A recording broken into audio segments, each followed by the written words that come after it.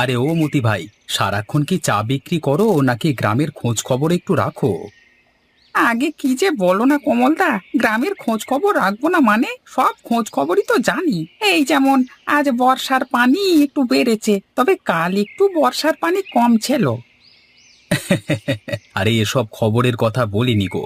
বলছি যে এই বর্ষার দিনে তো গ্রামের ছেলেগুলো সব নষ্ট হয়ে যাচ্ছে। ওরা সারাক্ষণ শুয়ে বসে ঘরে ঘুমাচ্ছে, আর সময় পেলে একসাথে সবাই বসে আড্ডা দিচ্ছে।